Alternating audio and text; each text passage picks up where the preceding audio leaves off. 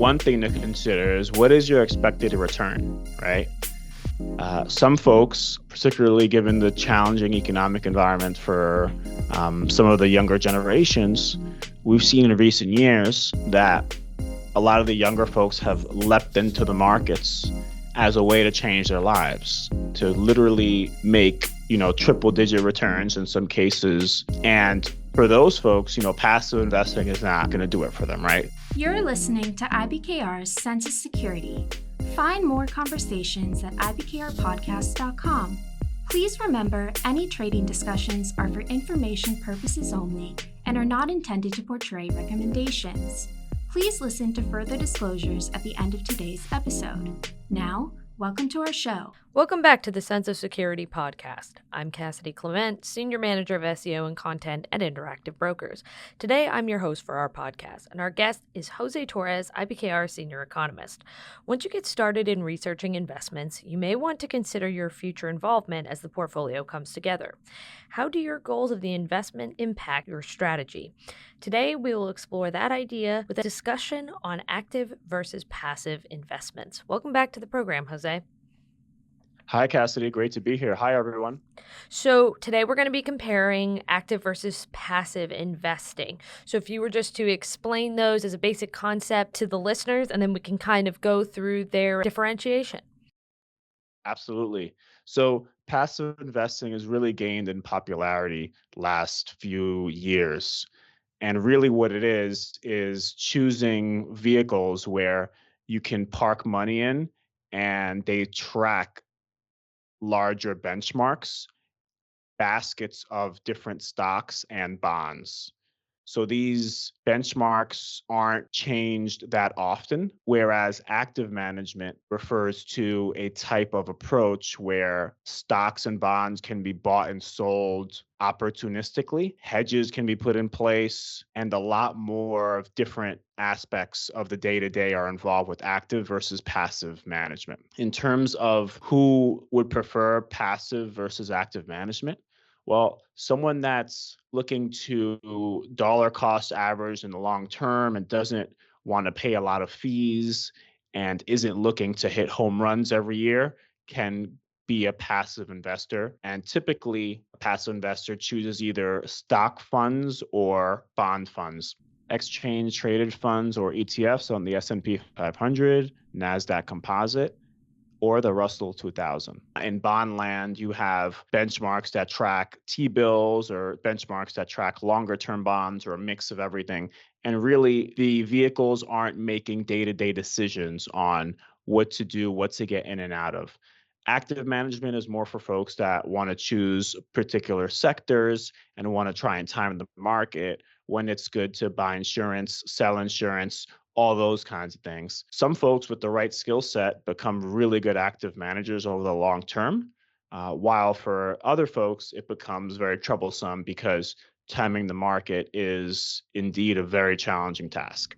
That's actually a really good point that you brought up. It's like the market timing side of being an active manager, actively managing your finances, because in some ways, when you're doing the comparison between active versus passive, passive tends to be a little less hands-on, I guess you could say. I mean, the fees can generally be lower. It's a lot more transparent. It's a lot more, efficient in the sense of like, okay, this is what you bought, sold, here's your tax form, where the active side, it gives you that flexibility, that hedging potential, but you have to do that risk management.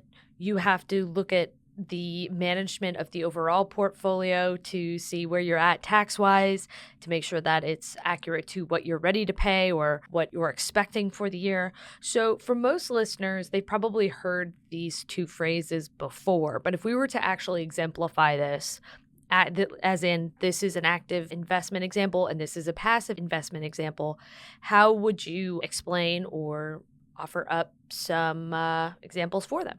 When you look at your 401k plans, most folks have 401k plans, you'll see that some of the funds are passive and track a specific benchmark like the S&P 500 or the NASDAQ or the Russell 2000, where some others are active and really rely on the portfolio manager's ability to trade in and out of things, to choose the right sectors, to have a reflection on how much growth, how much value, how much cyclical, how much defensive, all at the right time, is right now a good time to put on hedges via perhaps VIX futures calls or puts on the underlying, or selling calls on individual stocks within the portfolio, right? All those kinds of hedges, which ones to put on, which expiry, how much percent of the portfolio, right? Those are the decisions that the portfolio manager of those funds make. And because all of those decisions are deep and require a lot of understanding of what's happening in financial markets, the fees are a lot higher on active versus passive, right? Because a passive fund is literally just going to track a benchmark. There's not someone there that's actively reducing and increasing exposure at any particular juncture. With active investments, there are. So I told you some examples of passive investing and some ETFs, exchange traded funds, right? And with active investing, some of the examples would be, for example, here at Interactive Brokers, we have hedge funds. So some of our accredited investors are allowed to choose via our hedge fund marketplace, allowed to choose which hedge fund they want to place a portion or all of their capital with. We also have the financial advisors here that you can choose to manage your investments, right? And some of them tend to be a lot more active than others. So that's another example of active investing. Then here, of course, Interactive Brokers, we have a ton of investors that just manage their own portfolio. They want to be in control of their own destiny. And at times, they make really concentrated bets on particular companies that they love, right? For example, if they really loved NVIDIA for the last 3 or 4 years and had a big portion of their capital in NVIDIA, they've been handsomely rewarded today. Whereas if you've been in a passive fund, right, you're not going to have that much exposure to NVIDIA because you're spread out across everything, right? So those are some dynamics of what goes on with passive and active investing. With those strategies, people are probably listening thinking, hey, maybe one applies to me over the other. In my research, I've seen, some people will say, hey, passive's the way to go, or active. Some actually will blend them, mainly for the active side, especially if you're actively managing your own portfolio. It's really like you're creating your own personalized structure of your investment portfolio, or your experience, if you will, as an investor.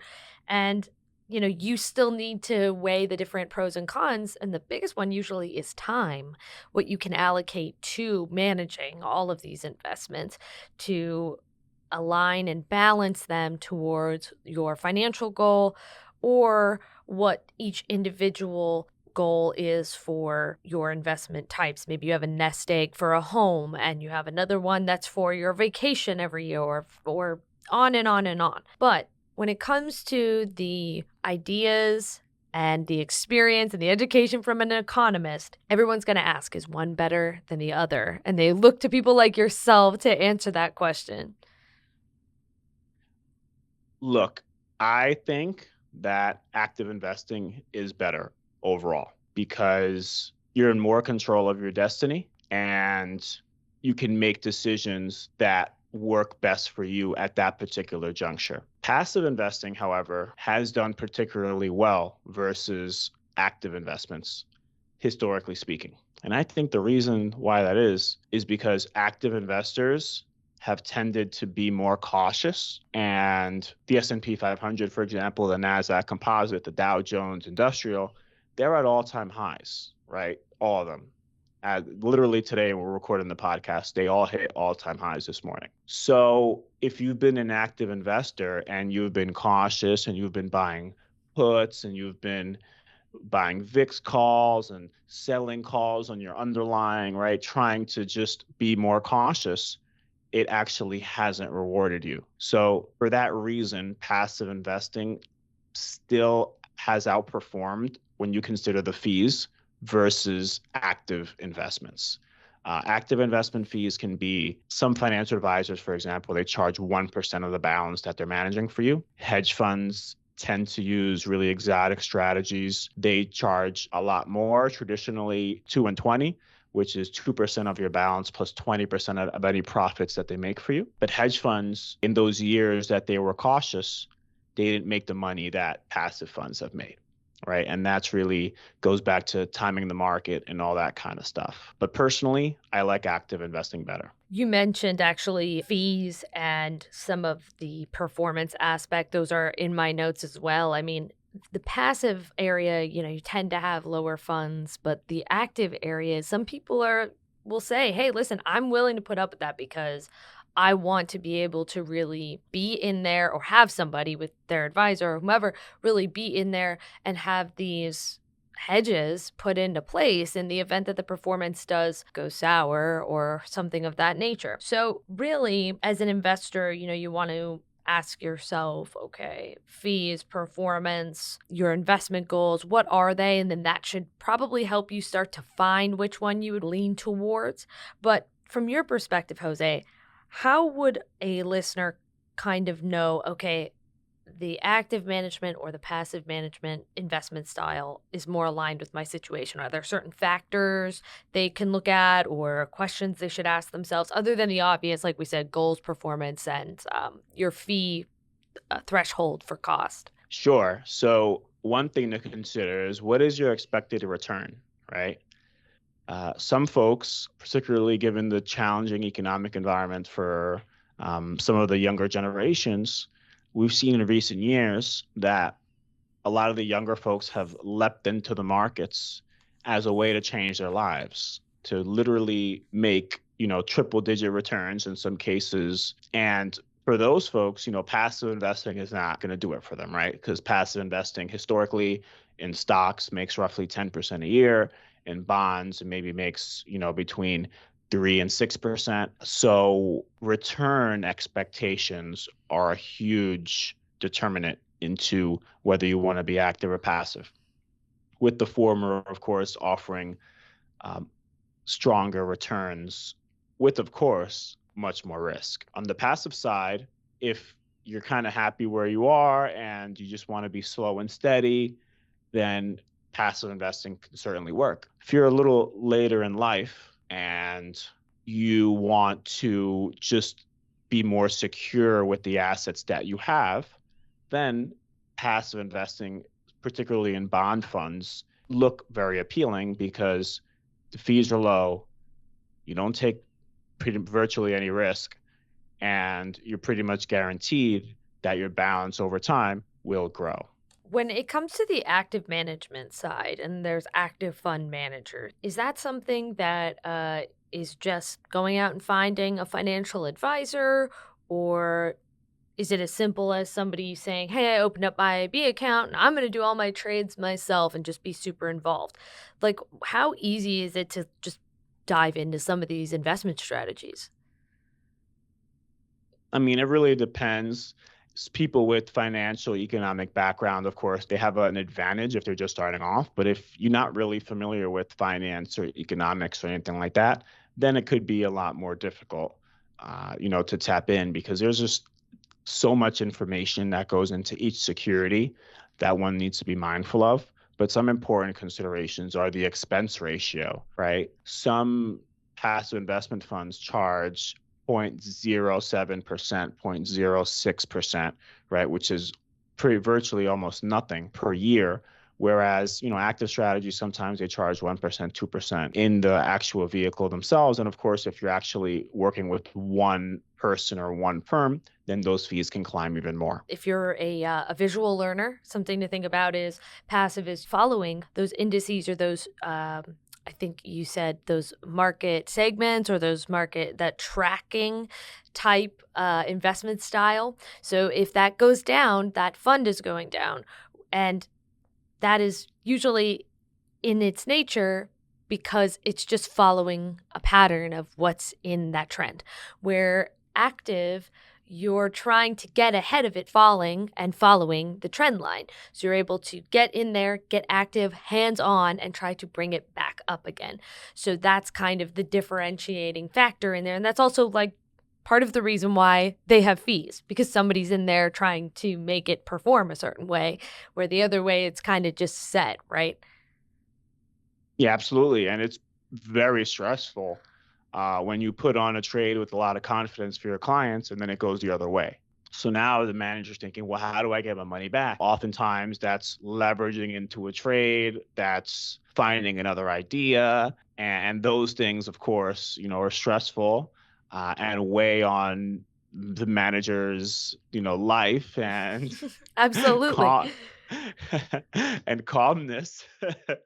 So of course, finance has always been one of the more rewarding fields when it comes to compensation. So those folks that are managing the money, they do earn a lot and they charge a lot.